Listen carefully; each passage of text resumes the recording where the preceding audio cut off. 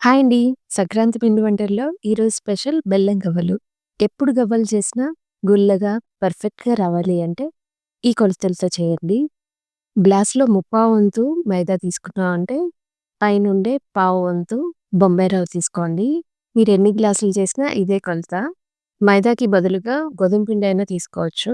Sweet అయినా సరే కొద్దిగా సాల్ట్ వేసుకోవాలి.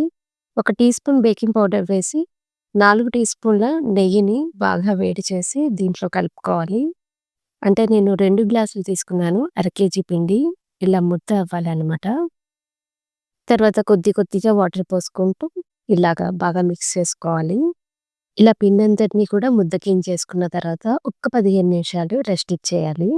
తర్వాత మళ్ళీ ఒకసారి బాగా కలుపుకొని ఇలా చిన్ని చిన్న ఉండలుగా చేసుకోవాలి. ఈ ఉండలు చేసేటప్పుడు మిగిలిన పిండి తడారిపోకుండా మూత పెట్టి గాని, క్లాత్ పెట్టి గాని కవర్ చేసి ఉంచుకోవాలి. ఇలా గవ్వల పీట మీద ఒక బాల్ పెట్టి బొటన వేలుతో గట్టిగా ప్రెస్ చేస్తూ గవ్వ షేప్‌లో మౌల్డ్ చేసుకోవాలి. ఇవన్నీ కూడా ఫ్రై చేసేటప్పుడు మీడియం ఫ్లేమ్‌లోనే పెట్టి ఫ్రై చేసుకోవాలి. లోపల దాకా వేగుతుంది. అన్నీ కూడా ఈవెన్‌గా గోల్డెన్ కలర్ వచ్చిన తర్వాత తీసి పక్కన పెట్టుకోవాలి. దీని తర్వాత పాకం పట్టడం కోసం అని చెప్పి బెల్లాన్ని ఒక 2 గ్లాసులు తీసుకున్నాను. ఇంచుమించు అర కేజీ ఉంటుంది. ఇలా పాకాన్ని నీళ్ళల్లో వేస్తే ఉండవ్వాలనమాట. అదే కరెక్ట్ కన్సిస్టెన్సీ.